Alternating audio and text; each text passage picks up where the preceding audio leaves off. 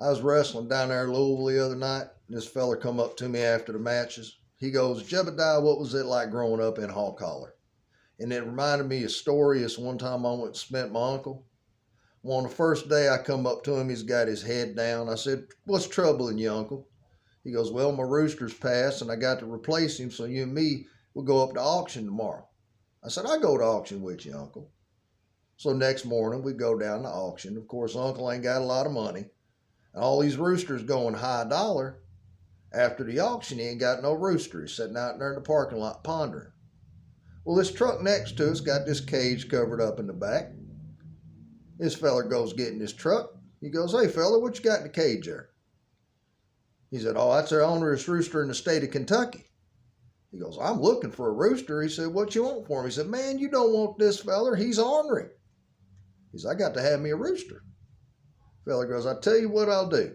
He said, I'll trade you a couple of them jars you got in the truck for this rooster. Uncle says, you got your deal. And as we're driving off, that fella said, hey, don't let him out the cage until he go to do what roosters came to do.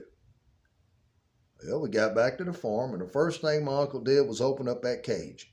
And that rooster got out of there, headed up to the hen house, started doing what roosters do with every hen in the hen house. Uncle said, that boy's going to give himself a heart attack. I said, I believe he will. He said, Jeb, you going to sip out the jar? I said, I'd love to sip out the jar, Uncle. So into the house we went. A ways later, we come out there on the porch, and sure enough, there's that rooster doing what roosters do with every duck down there by the pond. That boy going to give himself a heart attack. I said, I believe he will. He said, Jeb, you want another sip out the jar? I said, I'd love another sip out the jar. In the house we went. Ways later, we come out there on the porch, and sure enough, there's that rooster doing what roosters do with every turkey by the flagpole. Uncle said, that boy going to give himself a heart attack. I said, I believe he will. He said, you want another sip out the jar? I said, I'd love another sip out the jar. In the house we went. Ways later, we come out there on the porch, and sure enough, there's that rooster. Feet straight up in the air, dead as a doornail.